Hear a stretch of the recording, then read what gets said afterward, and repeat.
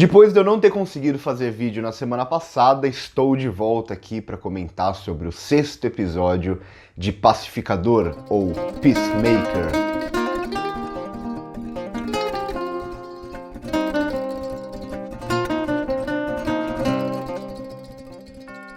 Semana passada eu não consegui fazer vídeo, eu avisei lá no Instagram, nos stories, então siga a gente também lá no Instagram, que a gente produz muito conteúdo diferente para lá, e geralmente os avisos a gente dá primeiro lá. Eu tinha uma cabine de imprensa, acabei não conseguindo arrumar o horário para assistir ao episódio e gravar. Hoje eu tenho cabine de imprensa também, mas aí eu acordei mais cedo, vou preparar o vídeo antes de ir para a cabine de imprensa. Essa sessão de imprensa é um filme que a gente assiste antes da hora, para quem não sabe o que é cabine de imprensa.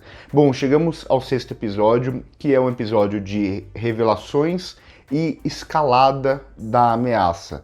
Então, aqui o 6º episódio de uma série que vão ser 8 episódios.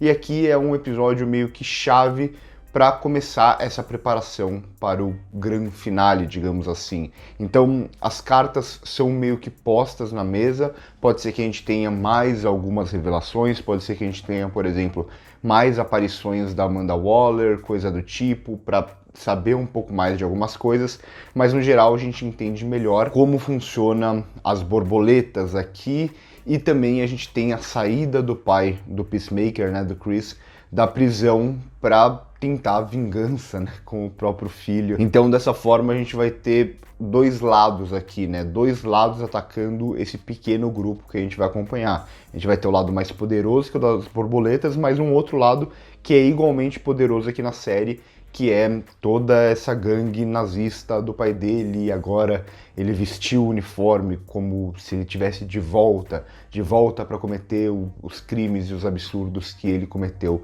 no passado, que já tinha ficado sugerido quando comentam sobre ele. Sempre que comentam sobre ele é com receio, é com medo. O que aquele cara fazia, não vamos mexer com ele. E a gente já tinha visto que ele tinha muito poder. Agora ele também entrou para a gangue dos uniformizados. E eu gosto como o James Gunn ele lida bem com alguns elementos que não são novos, elementos que ele traz até como referência. Então toda essa ideia de dominação alienígena e tal não é nova, e não é nova da forma como a série está sendo feita também. Aqui, claro, tem o lance da borboleta, que torna tudo mais, digamos, engraçado, para tirar sarro mesmo e tal, mas é uma lógica muito parecida com o que Vampiros de Alma fez na década de 50, e teve o remake na década de 70, 80, Invasores de Corpos. Então é quase que, se lá naqueles filmes tinha uma substituição de corpo, aqui a gente tem a borboleta entrando dentro do corpo dos humanos, mas preservando a forma física dos humanos para fazer essa dominação, que acaba sendo muito poderosa justamente pelo fato de que as pessoas, os humanos que estão em volta, não estão entendendo o que está acontecendo, porque eles não estão vendo nada demais, eles estão vendo um outro ser humano ali, mas eles não sabem que aquele ser humano na verdade está sendo controlado por um alienígena. E aí no começo do episódio a gente vai ter essa diferenciação por parte do Murn, que fala justamente em quase uma disputa entre esses alienígenas, né? Os que querem dominar a Terra e os que não querem dominar a Terra, e por isso querem impedir os que querem dominar a Terra. Essa é a informação final verdadeira?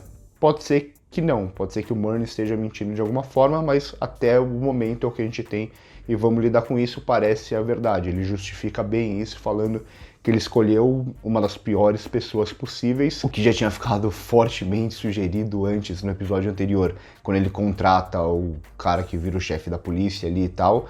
Então ele escolheu uma pessoa que era horrível, que ele falou, já que eu vou controlar a mente de alguém, eu vou tentar pegar a pior pessoa possível. Mas então aquela pequena dúvida que eu tinha no começo, será que as borboletas são coisas boas, que não são compreendidas e tal? A gente tem a explicação, as cartas postas na mesa aqui, e vai da gente também debater sobre esse controle até do próprio Murn. Se ele pegou alguém que é muito ruim, tudo bem ele fazer isso? Ou é um pouco melhor, mas não tão bom assim? Comentem aqui embaixo o que vocês acham sobre isso. Além disso, a gente descobre que a galera do grupo, na verdade a Hardcore e o Economos, já sabiam disso, então eles estavam meio que agindo ali em segredo. Agora também a The Bile sabe, e o Chris não vai demorar muito para descobrir, porque ele já se ligou um pouco. O único que vai demorar mais tempo é o Vigilante. Então a gente tem agora praticamente estabelecido todas as principais informações que a gente precisa para a continuidade da série. O que deve acontecer a seguir, com exceção ali da vaca, que ainda fica meio obscuro, deve ter alguma coisa por trás e tal, mas no restante da série deve ser mais resolver isso que foi aberto até agora, do que necessariamente abrir mais pontas, por mais que o James Gunn tenha dado declaração essa semana falando que faria, e talvez faça até, uma segunda temporada de Peacemaker. Além disso, a gente vai ter os momentos de sempre, os momentos bizarros que o James Gunn gosta, por exemplo, o Chris, né, vou chamar ele de Chris, o Peacemaker, na escola, tendo que responder as perguntas de criança, muitas vezes ele sendo mais infantil do que as crianças, e em alguns momentos a gente vê como o James Gunn trabalha o drama. Eu acho que em alguns momentos isso funciona, em outros nem tanto. Então vai ter um momento que vão falar sobre o passado dele, né? A menininha vai perguntar sobre o passado dele, ele vai ficar muito mal lembrando daquilo, e aí o James Gunn, ele percebe até pela própria interpretação do John Cena, que eu já falei anteriormente, o John Cena, ele não é um grande ator, mas ele se encaixa muito bem com esse personagem, porque é um personagem que meio que mentiu a vida inteira, meio que forçou a vida inteira, que sempre quis parecer uma pessoa que no fundo ele realmente não é. É um pouco clichê, o James Gunn, ele sabe que isso é meio clichê também, e até que lida bem com isso. Então a gente vai ter essa cena mais dramática, que o John Cena, ele não tem a capacidade dramática, e isso vai funcionar com o personagem. Só que antes que a cena fique ridícula demais, a ponto de ficar incômoda, vem uma outra pergunta de uma outra menina que fala que possivelmente o Chris é pai dela. Não sei se isso vai ter desdobramento na história ou não, ou se foi apenas uma piada momentânea ali, mas ele muda completamente o tom da cena. A cena, ela tava indo para um momento mais dramático para depois vir uma piada. Isso muitas vezes não funciona. Nesse caso, nessa série, eu acho que o James Gunn lida bem com isso, porque se Peacemaker caísse para uma seriedade muito grande, para um drama muito forte, eu acho que não funcionaria todo esse escopo mais ridículo que ele tem de ser justamente o que eu já falei lá no episódio 4, uma sátira a muitas coisas da nossa sociedade, principalmente a banalização da violência ou a relação da sociedade com a violência. O que a gente vai ver até na cena pós-crédito aqui, né? A cena pós-crédito eu acho que é um claro exemplo da banalização da violência que o James Gunn ele satiriza. Além disso, vai ter a cena também do Peacemaker com o vigilante tentando falar ali com a borboleta que estava dentro do Goff, que é a líder, que depois vai entrar na policial. E eu achei muito engraçado. Parece uma piada meio boba, mas que faz muito sentido com a gente, que é essa ideia do antropomorfismo, digamos assim. Então essa ideia do ser humano se colocar como centro do universo e tentar explicar as outras coisas baseado na sua percepção de realidade. Então, por exemplo, quando vai falar sobre os alienígenas, e essa questão ela vai voltar um pouco mais pra frente, eu já comento, mas nessa cena específica diz muito ao ser humano, até muitas vezes, muitas pessoas acreditarem em vida fora da Terra e tal, só que sempre que a gente vai falar nisso, falar em extraterrestres, a gente fala sobre uma percepção daquilo que o cinema já fez.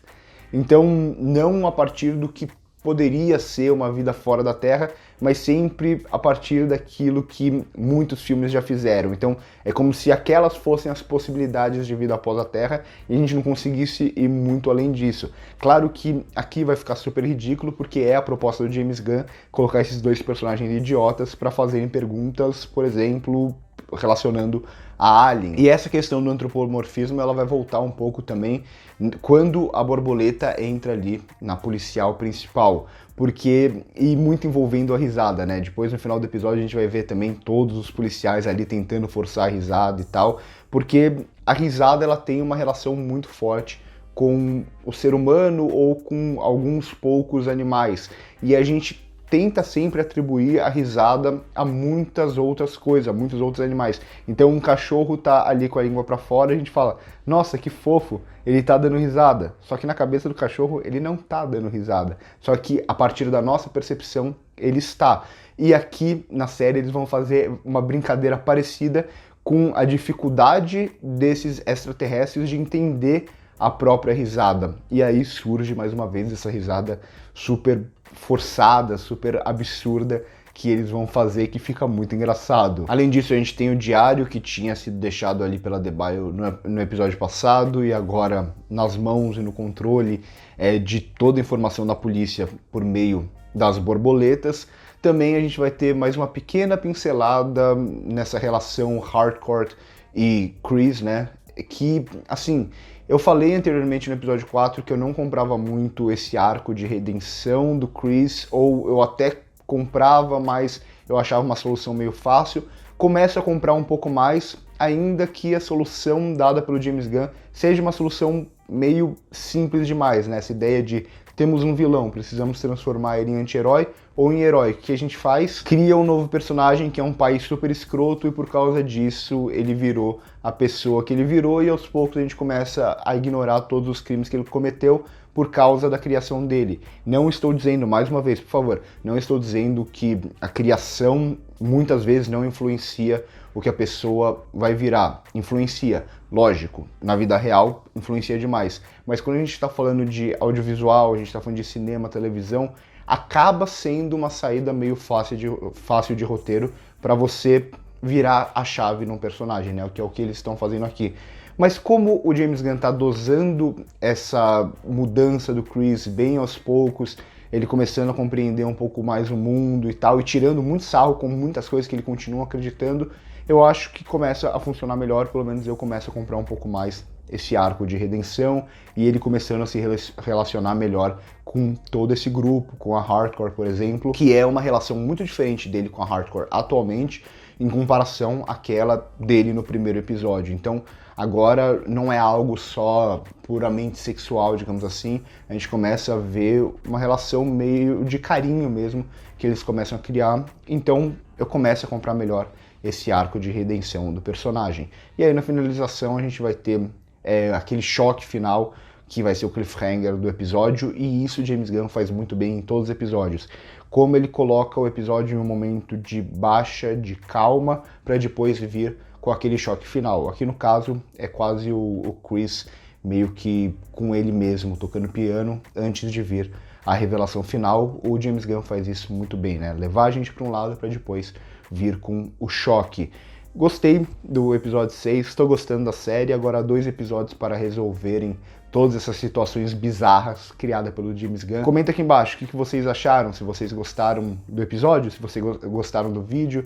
Prometo tentar fazer o episódio 7 e o episódio 8 na quinta-feira, no dia de lançamento. Não sei ainda o horário, tudo vai depender. Se tiver cabine na quinta-feira que vem, aí provavelmente eu acordo mais cedo, faço episódio mais cedo. Se não, um pouquinho mais tarde. Curte o vídeo se gostou, se inscreve no canal se ainda não é inscrito e siga a gente lá no Instagram, tanto no meu Instagram pessoal, que tem no começo aqui do vídeo, quanto no Instagram do 16mm, que tá aqui no primeiro comentário fixado. Por hoje é isso e corta.